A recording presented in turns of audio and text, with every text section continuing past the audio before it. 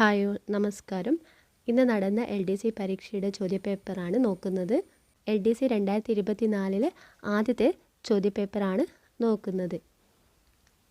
ഒന്നാമത്തെ ചോദ്യം, താഴെ കൊടുത്തിരിക്കുന്നവയിൽ ശരിയായ കാലഗണനാ ക്രമം ഏത്? വൈക്കം സത്യാഗ്രഹം. വൈക്കം സത്യാഗ്രഹം നടന്നത് 1924. ചാന്നാർ ലഹള 1859. ക്ഷേത്രപ്രവേശന വിളംബരം 1936. മലബാർ കലാപം 1921. ഇത് ശരിയായ കാലഗണനാ ക്രമത്തിൽ എഴുതാനാണ്. ആദ്യം നടന്നത് ചാന്നാർ ലഹളയാണ്. രണ്ടാമത് വരുന്നത് മലബാർ കലാപമാണ്. 2, 4. മൂന്നാമത് വരുന്നത് ഏതാണ്? വൈക്കം സത്യാഗ്രഹം. 1 വൈക്കം സത്യാഗ്രഹമാണ് മൂന്നാമത് വരുന്നത്. ക്ഷേത്രപ്രവേശന വിളംബരമാണ് അവസാനമായി വരുന്നത് 3. 2, 4, 1, 3 എന്നുള്ള ഓപ്ഷൻ ഏതാണ്? ബി ആണ് അല്ലേ? സോ ഉത്തരം ഓപ്ഷൻ ബി ആണ്. അടുത്ത ചോദ്യം, താഴെ കൊടുത്തിരിക്കുന്ന പ്രസ്താവനകൾ പരിശോധിച്ച് ശരിയായവ കണ്ടെത്തുക. പ്രവർത്തിക്കുക അല്ലെങ്കിൽ മരിക്കുക എന്നത് ക്വിറ്റ് ഇന്ത്യ സമരത്തിലെ മുദ്രാവാക്യമാണ്. ഇത് ശരിയാണ്. ജാലിയൻ വാലാബാഗ് ദുരന്തം നടന്നത് 1921 ഏപ്രിൽ 13. ഇത് തെറ്റായ സ്റ്റേറ്റ്മെൻ്റാണ്. ജാലിയൻ വാലാബാഗ് നടന്നത് 1919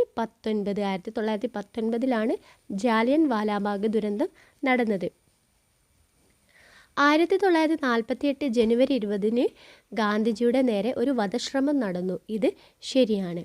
രണ്ടാം വട്ടമേശ സമ്മേളനം 1931 സെപ്റ്റംബറിൽ ലണ്ടനിൽ വെച്ച് നടന്നു. ഇതും ശരിയാണ്. ഇവിടെ ശരിയായ പ്രസ്താവനകൾ കണ്ടെത്താനാണ് പറഞ്ഞത്. സോ ഏതാണ് ശരിയായി വരുന്നത്? 1, 3, 4. 1, 3, 4 എന്ന ഓപ്ഷനാണ് ശരിയായിട്ടുള്ളത്. ഓപ്ഷൻ സി ആണ് ഉത്തരം. അടുത്ത ചോദ്യം, താഴെ കൊടുത്തിരിക്കുന്ന പ്രസ്താവനകളിൽ നോർത്ത് അറ്റ്ലാന്റിക് ട്രീറ്റി ഓർഗനൈസേഷനുമായി, അതായത് നാറ്റോയുമായി ബന്ധമല്ലാത്തത് ഏത്? 1949 ഇത് സ്ഥാപിതമായത്. ഇത് ശരിയാണ്. 1949 നാറ്റോ സ്ഥാപിതമായത്. ഇതിൻ്റെ ആസ്ഥാനം ജനീവയാണ്. തെറ്റാണ്. ഇതിൻ്റെ ആസ്ഥാനം ബ്രസ്സൽസ് ആണ് ഇതിൻ്റെ ആസ്ഥാനം. ബെൽജിയം. ഇതിൽ അവസാനമായി ചേർന്ന രാജ്യം സ്വീഡനാണ്. അതും ശരിയാണ്. റഷ്യ യുക്രൈൻ യുദ്ധത്തിന് കാരണമായത് ഈ സംഘടനയിൽ ചൈനയുടെ അംഗത്വ പ്രവേശനമായാണ്. അത് തെറ്റാണ്. ഇവിടെ ബന്ധമല്ലാത്തത് എന്നതാണ് ചോദ്യം. ബന്ധമല്ലാത്തത് ഏതാണ്? 2ഉം 4ഉമാണ്. 2ഉം 4ഉം വരുന്നത് ഏതാണ്? ഓപ്ഷൻ ഡി ആണ് വരുന്നത്. സോ ഓപ്ഷൻ ഡി ആണ് ഉത്തരം.